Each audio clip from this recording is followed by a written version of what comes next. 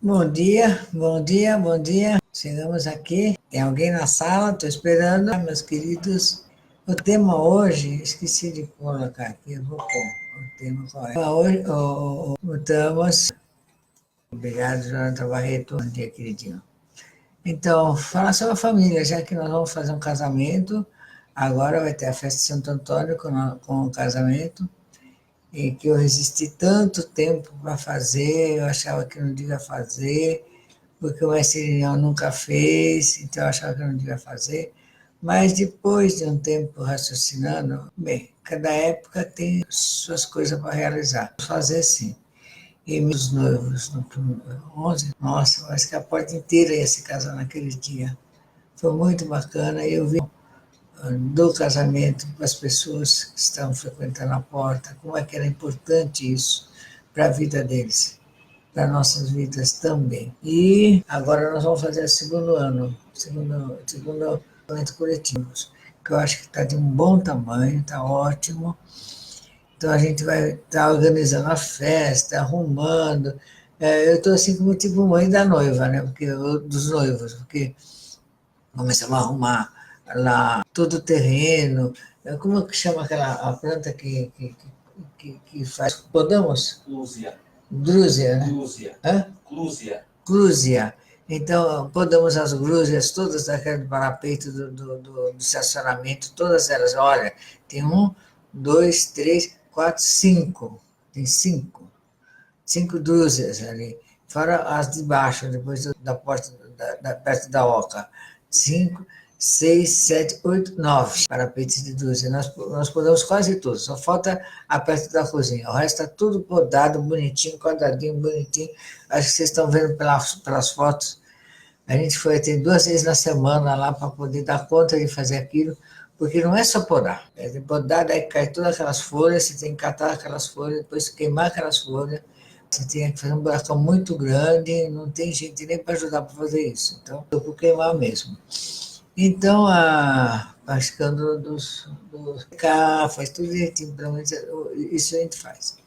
Então, a gente está um jeito que vai ficar muito bonito a festa de casamento das pessoas. E pensando sobre isso, pensei na família, que tudo espiritual começa contando a história de uma família, de mitologia cristã, mitologia arcaica. Então, começa contando a história de uma família, de como ela se forma. Então, eu estava vendo na Bíblia, a história da Gênesis é a história de Deus, né, criou Adão. Dois homens criaram e saiu a Eva. Daí a Eva teve 2 filhos da terra e casaram-se com as mulheres da terra. Quer dizer, esses outros, como é quem criou, então, né? Então, as coisas assim incríveis que só mitologia mesmo tem. Mas está tudo certo. Nós que vamos querer desvendar esses segredos e mistérios dos dramaturgos do tempo do Onça. Mas fala da família. Então, a Bíblia é a história de uma família.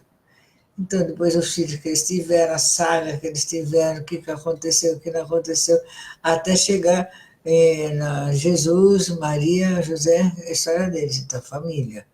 A história de Jesus é a história de uma família, né? Tudo é a história de uma família. Daí a gente vai para outros, a mitologia indiana, né? Que é outra mitologia que a gente mais se aproxima. Aí, a família, Shiva, a, as mulheres que ele teve, né? Então, tudo são deuses geradores, interessante isso. Então, são deuses geradores, mulheres masculinos geradores. Aí nós vamos para a China, né? O taoísmo. O taoísmo é o único que não tem essa história da família. Eles têm o yin, o yang, e não tem história da família, tem a história do surgimento dos deuses. Então, tem o deus masculino, representação masculina, aí gera aqueles milhões de outras energias que são personificadas na forma humana. Interessante isso. Tá? Então, é mais abstrato, é mais abstrato. Na mitologia grega, a gente vai lá ver os Zeus, né? Tem os Zeus, tem a mulher dele, tem os filhos dele, e tem toda a linha. E tem até o filho mais novo, que é Dioniso. Então, toda essa saga, toda é a história de uma família. Não tenha dúvida, a história de uma família. Daí a gente vai estudar histórias de outras mitologias, são histórias de família, tudo história de família. Interessante isso. Então, a gente vai então reportar-se para a nossa própria família. Como é que a nossa família é? A gente vai pensando nisso. Como é que faz essa. Como é que aqui no casa, na nossa vida, nós temos trato com a família. Então, antes não tinha cartório, que registra o número das pessoas, tinha a igreja, né? Tinha o registro de batismo, tinha o registro de casado dos pais. E depois se tinha, era o que valia, e era proibido separar, então as famílias não separavam. Então criou-se aqui no Brasil o filho legítimo e o filho ilegítimo. Então, é mais ou menos, ficou assim, como se fosse a história do, acho que é Abraão, né?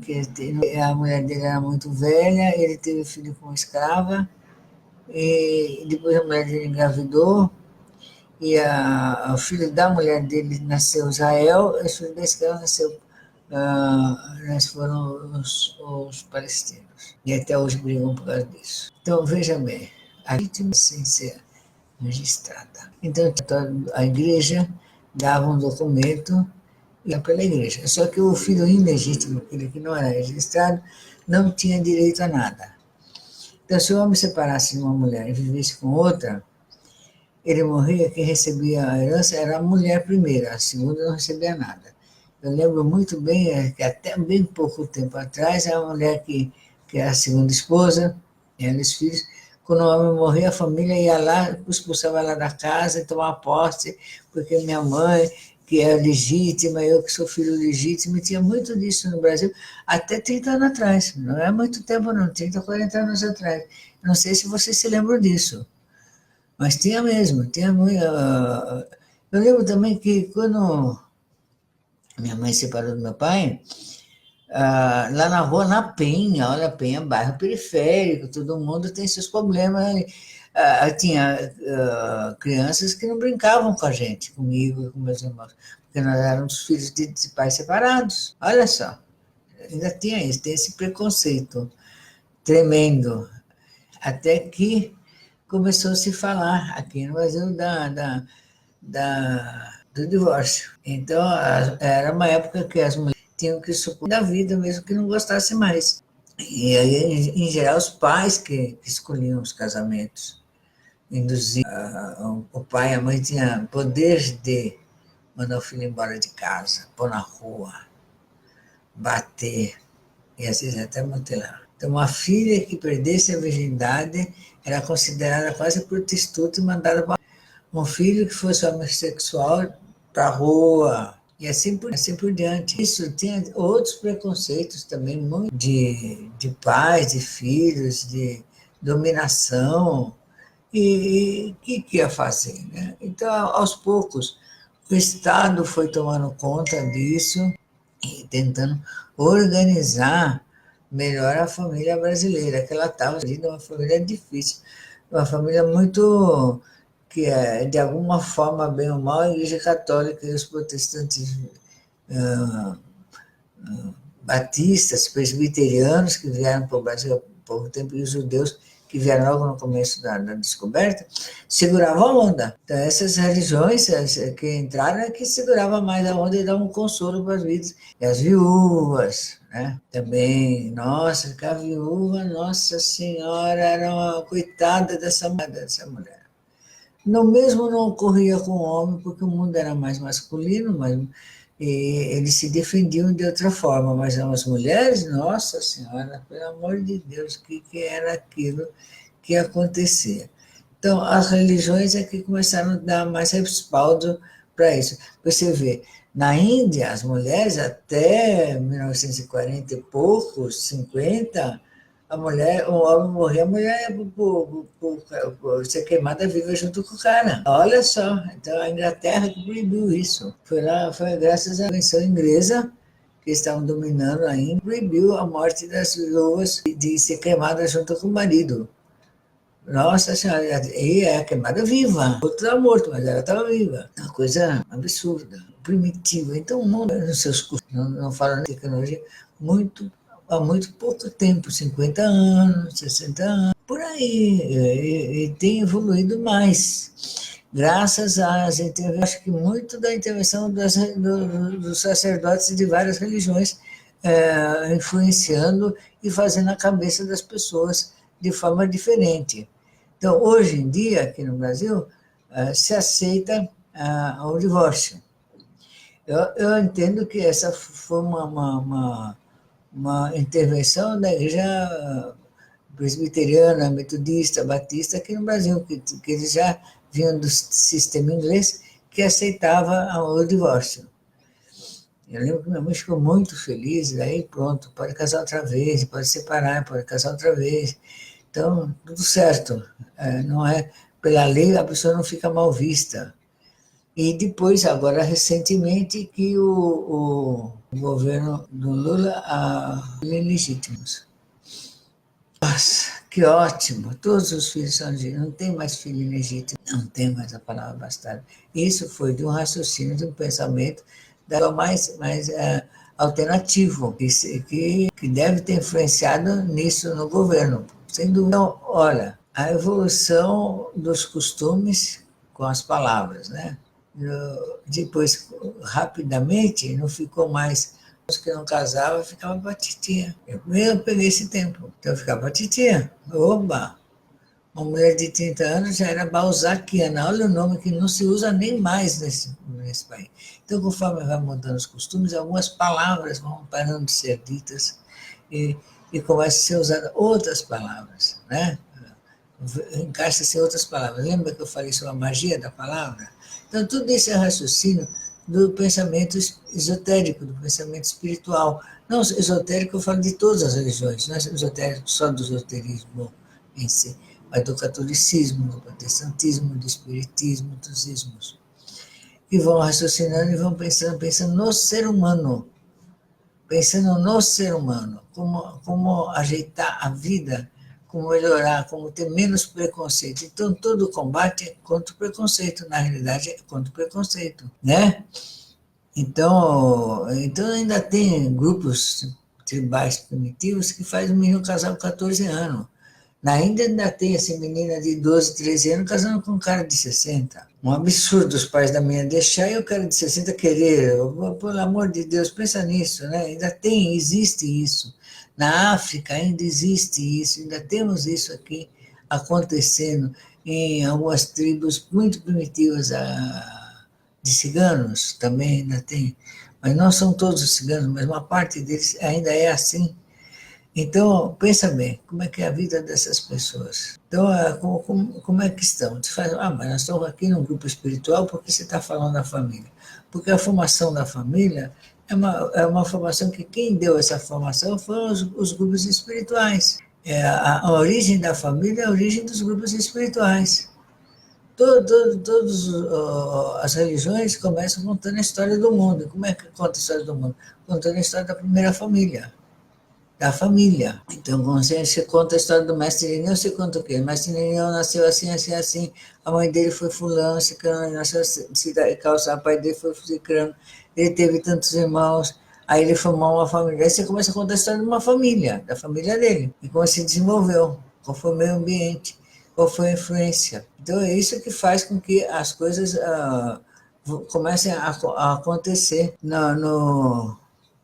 no universo. Então, o nosso pensamento, o pensamento esotérico, ele influencia os hábitos, o costume. Tanto que as leis, o hábito de ter leis, quem começou no Ocidente? Difícil saber? Moisés, né? Então, tábuas da lei. Então, tá lá. Não matarás, não roubarás. Primeiras leis. Aí que começou lá em Roma, né? Daí Roma pegou, pôs no Estado e acrescentou mais contações. E o Brasil está com trilhões de leis. Mas começou aonde? Lá na cabecinha do Moisés. Então, para nós termos um mundo melhor, nós temos que melhorar a nossa cabeça. A nossa cabeça tem que ser melhorada.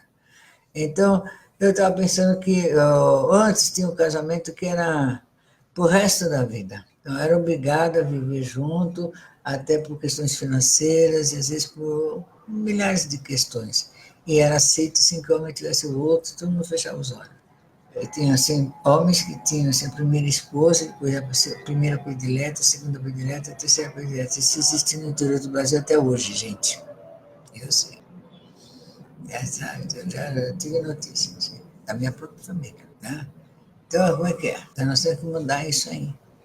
Começar a melhorar isso aí. A valorização do ser humano, e o ser humano ser reduzido a um sexo só. Então, mesmo aqueles que não querem casar, homem e mulher, as uniões entre dois homens ou duas mulheres, eu pensei muito quando comecei esse negócio de casamento, seja como é que a gente ia fazer na Porta do Sol.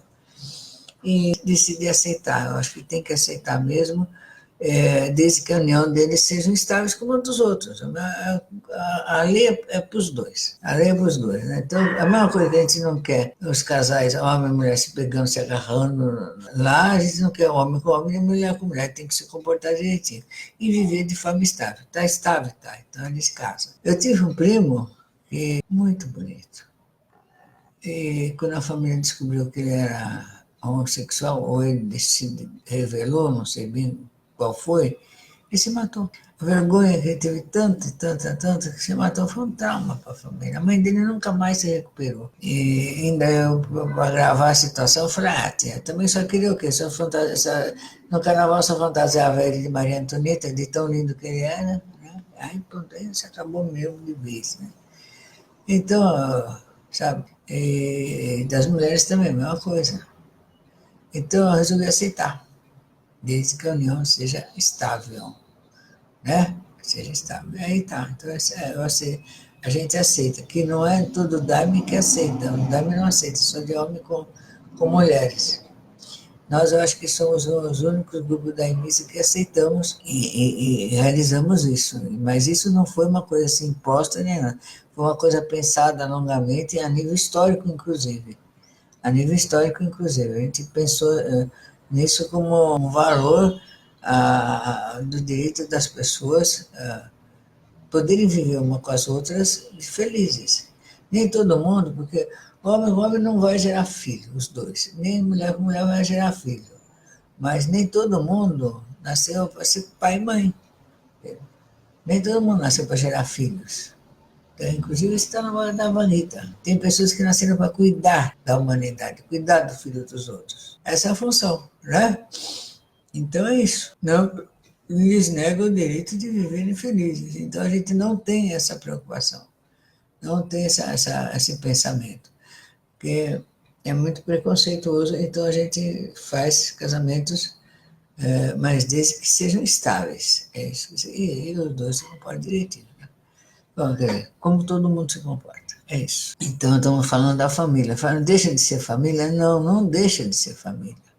Mesmo o casal homossexual, homens com mulheres, não deixam de ser família. Eles estão constituindo uma família. Inclusive, eles podem adotar filhos de crianças que não têm família. Então, eles podem constituir uma família a partir deles.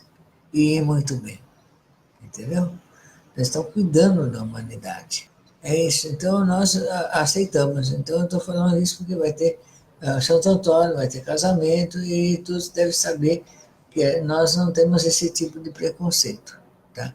E sabemos do valor histórico dessas coisas. Tá? E o que mais? É isso, queridos.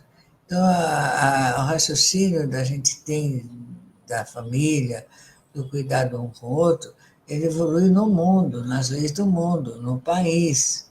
Então, eu estava vendo agora o casamento do século, né, no começo do século, um novo casamento da nova era de Aquário, olha só, que é lá na Inglaterra, do príncipe lá inglês. Né? Então, ele está casando com uma moça que é divorciada, impensável isso na era de peixes, descendente de africanos, impensável também isso na era de peixes, e o pai dela não vai levar ela no altar. Impensável isso também na era de peixes. É o pai do noivo que vai levar. Então eu estava pensando, e a família dela? Não tem nenhum homem para levar? Pensa bem, né? Eu estava tendo esse raciocínio, não tem nenhum tio, avô, alguém? Pensa bem. Então, isso tudo são transformações e mudanças da nova era, em que isso repercute, aponta nesses eventos grandes da humanidade. E aponta também nas nossas vidas, na nossa forma de viver, né? Então, segundo os casamentos, o cara vem, ele tem 2 filhos, ela tem 3 filhos, junta todos os filhos numa casa só. Nossa Senhora! Isso é impensável na área de peixes, né? De aquário tem. Então, nossas responsabilidades aumentam. O que nós fazemos é mais profundo. A gente tem que pensar cada ato da nossa vida para saber se nós vamos suportar continuar com eles. Então, temos que pensar que família que nós queremos formar, como nós queremos ser, qual é o nosso estilo de ser. Tá? O que nós vamos falar para as criancinhas? O que nós vamos dizer? Então, tomar ayahuasca, viver de forma mais com a consciência expandida, resulta em quê na nossa família? Qual o resultado final disso dentro da nossa casa, junto aos nossos amigos e parentes? Faz o quê?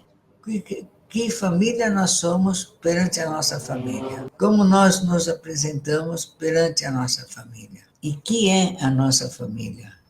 É importante nós termos esse raciocínio, esse pensamento, muito importante. Então, porque isso já vai apontando como é que vai ser a era de Aquário. Como é que ela vai ser? É libertária? É libertária. Mas como é que ela se porta nessa liberdade diante do núcleo principal de uma nação, que é a família? Né? Como é que nós nos portamos? Então você fala assim, não tem nada a ver, como não? Então, como é que começa a história de Jesus? José, Maria, ela grávida, ele protegendo ela, ele ensinando o filho a ser carpinteiro igual ele, cuidando, né? Dando exemplo de que jeito deve ser um homem, de que jeito deve ser uma mulher. Não é? Esse é o tom que deu para tudo. Mostrou que o filho é rebelde, foge de casa, ele volta. O Cristo fez tudo isso. Então, está mostrando o Cristo da era de peixes, como é que é? O homem na era de peixes, o ser humano na era de peixes. Não é isso? Então, agora, para a era de Aquário, como é que nós, da era de Aquário, somos na nossa família? Somos mais libertários, tá? Não existe mais filhos ilegítimos, não existe filho adulterino, não existe bastardo, graças a Deus. Graças a Deus. Né? Agora, uma mulher, se ela quiser um filho, ela vai lá, compra um óvulo, compra um esperma e tem o filho. Pode fazer a mesma coisa, alugar uma barriga de aluguel e faz a mesma coisa. Como é que será essa família? Como é que será a psique dessa família? Como é que nós vamos resolver essas questões de forma dentro da sociedade, como espiritualistas? Então, mais do que nunca, que o espírito é espírito, tanto faz para ele nascer lá da proveta, nascer da barriga de alguém, do aluguel, da compra, não interessa. O espírito ele vem e assume um corpo e acabou. Não é? Ele tem essa liberdade de ser. Então, esse raciocínio é que nós devemos começar a pensar em como lidar com isso no nosso dia a dia, na nossa vida. Na nossa vida. É importante a gente saber como raciocinar e pensar sobre isso, porque essas questões elas vão esbarrar na gente, o tempo inteiro vão se esbarrar na gente. E a gente tem que saber que hoje em dia a importância está em que o ser humano possa ser ele mesmo, do jeito que ele é, ser aceito e ser feliz. Pronto. É uma opção da felicidade. É ser feliz, viver bem, viver certinho, viver direito. E qual outro combate que está sendo feito? A proteção às nossas crianças, né? As crianças. Então, combate a pedofilia, combate ao abuso sexual das crianças, das criancinhas. Tem crianças de meses, pequenas, que são abusadas sexualmente. Usadas por quem? Por parentes, da família, é isso. Então, isso tem que ser combatido. Da mesma forma que se combate a violência, que já começa logo a começar a violência nas crianças, no cachorro, na mulher. Tudo nós, como espiritualistas, não podemos aceitar nada disso, entendeu? Como é que podemos aceitar uma pessoa, o abuso sexual infantil, ou seja de adulto, seja de velhinho, seja o que for, não podemos aceitar. A violência, porque o abuso sexual já vem com violência, vem com o resto, já vem o kit, né? Podemos aceitar? Não podemos aceitar. Isso faz parte do nosso pensamento espiritual, já tem evolução suficiente para não aceitar essas coisas. Esse horror feito em cima do outro ser humano, sabe? Essa pressão feita em cima do outro ser humano. Então, através da violência física, através do sexo e até através do dinheiro. Sabe? Eu pago, eu faço e tenho que fazer o que eu quero. Não é assim, não pode ser assim, não pode ser desse jeito. Então, nós temos que fazer essa diferença, de termos uma família mais saudável, com bons hábitos, em que a violência não seja tônica. Então, eu não consigo imaginar um homem, uma pessoa que frequenta a Porta do Sol, que é esotérico, bater na sua mulher e nos seus filhos. Eu não consigo imaginar isso. Nem consigo imaginar um homem ou uma mulher que faça isso, que abuse dos seus filhos, dos seus sobrinhos, sexualmente. Eu não consigo imaginar isso. De jeito nenhum. Em geral, as mulheres ficam muito envergonhadas quando isso acontece. Eu lembro, assim, um tempo atrás, uns 5 anos, mais ou menos, uma moça veio chorando com o filho no colo, falar que o marido estava metendo a mão na cara dela. Aí eu que era um instrutor. Eu falei, vou conversar com ele. Disse, senhora, chorando com o neném no colo. Assim, olha assim, ela chorando com o neném no colo, me contando isso. Aí fui lá, falei com ele. Não, só deu um empurrão, foi isso. Aquilo. Mas pelo temperamento dele, eu imaginei que ele provavelmente deve ter feito. Eu falei, ó, o que eu posso fazer, querido? Fala que você não.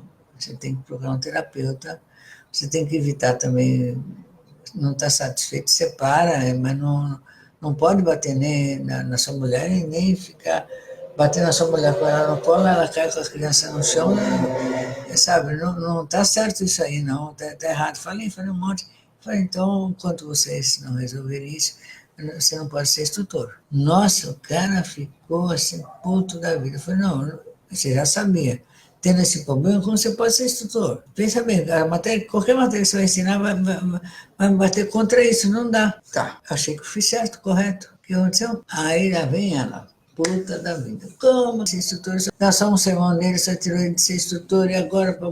Falei, querida, mas como que você quer que eu mantenha como instrutor uma pessoa que está batendo a mulher? Ainda fiquei demais, entendeu? É isso, então é um bom exemplo para a gente ver assim, que às vezes o comportamento das mulheres, elas toleram certos agravos que não devem ser tolerados. Aí o homem se sente à vontade de continuar fazendo. Então, não pode, não pode mesmo, não pode mesmo. Como a gente tem outras coisas que a gente faz também, que eu não sei se agora dá tempo de eu falar, o comportamento ético das pessoas. Como um instrutor, ele não pode sair cantando uma pessoa do seu grupo. Não pode usar aquele poder que ele tem de ficar seduzindo as pessoas que estão no grupo para abusar delas sexualmente ou financeiramente. Não pode. Então, às vezes, o que eu achei ruim, que briguei, que tirei a pessoa do posto, nossa senhora do céu, a pessoa acha que está normal, estou no meu direito de liberdade. Eu falei, tá, você pode fazer o que você quiser, menos aqui isso você não faz. Querer, sabe, nem vou falar, né? Essas coisas, inadmissível, inadmissível. Daí, uma vez, eu chamei a atenção de uma pessoa que ela estava saindo com outro e estava grávida de outro, sei lá, um rolo, né?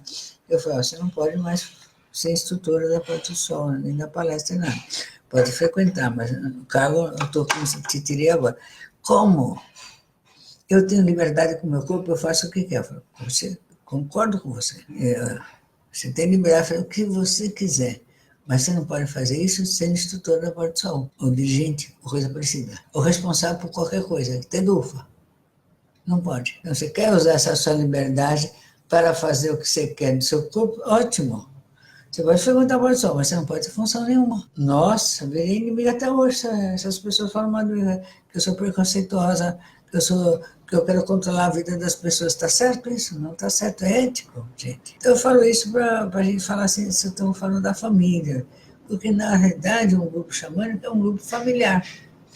Nós nos encontramos nos nascimentos, vemos as crianças crescer, nos casamentos, nas doenças, nas alegrias, vemos entrar na faculdade, vemos morrer. A gente acompanha todo esse processo da vida da pessoa. Todo esse processo, tudo que a gente faz tem interferência nas vidas de todos. Então, assim, somos uma família espiritual, mas nem por um minuto estamos substituindo a família que cada um tem de sangue. Sabemos diferenciar bem uma coisa da outra. Então, é isso que eu digo a vocês. A gente não interfere em nada, mas temos algumas éticas dentro do próprio trabalho. Então, quando a gente fala em família, a gente puxa tudo quanto é assunto danado. Não é sogra, toda Deus a tenha, graça de pessoa. Então ela fala assim, ai, minha filha, eu não gosto de festa em família, que é os natais, as Páscoas, tudo mais. Por que, dona Nelson? Ah, porque termina sempre em briga. O pessoal bebia, ficava à vontade, de repente começava a puxar os putos, pronto, aí... Mas eu, no começo eu me assustava, mas depois eu percebi que era um processo de desabafo em família. Porque acabava, voltava no dia seguinte como se nada tivesse acontecido. É isso. Então, a família também briga e fica de bem. Você não vai ficar de mal eternamente no familiar seu. Porque como é que vai ser? Vai se ver só no enterro? Né? Não pode ser assim. Não pode ser assim. Então, queridos, hoje é sexta-feira, amanhã é sábado, amanhã vamos ter trabalho na Barcelona, um trabalho assim, importante. Vamos ter várias reuniões, lembrando da nossa festa, da nossa quadrilha, do nosso casamento, da caminhada, que está tranquila, já está fechado, todo mundo que vai, está tudo certo. Depois, na sequência, vai ter o feitio, vai ter a viagem ao Acre, olha quanta coisa, em apenas 2 meses. Ao Acre, ainda vamos ao Acre, hein? Olha só. E já estamos nos organizando para ir em janeiro para o Rio Amazonas e o Rio Negro. Então, eu quero agradecer muito a vocês, porque nossas atividades estão assim, bombando, está indo tudo muito bem, e agradecer a 11 pessoas estão aqui junto com a gente. Nossa, que legal! Nossa, que maravilha! Muito obrigado. É mais, gente, tem 19 pessoas na realidade. Entraram, saíram, 31 comentários, muito bacana. Eu estava assim, o Vicente está dizendo que parabéns, Ana, pela clareza e firmeza na visão humana e literária, tão importante para esse momento histórico. Sim, claro.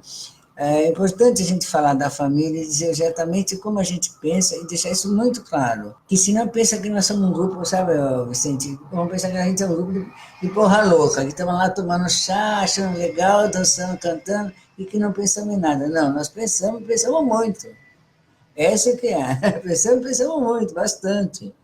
E a gente pretende assim, estar falando mais sobre a nossa visão do mundo e querendo saber mais como vocês também pensam, que eu acho que de alguma forma concordo com o que eu estou falando, porque o que eu estou falando não é novidade para ninguém, isso já tem sido resultado de muita conversa que eu sempre tive com vocês. O Jonathan também falando da criança da nova era, dos cristais do Índico.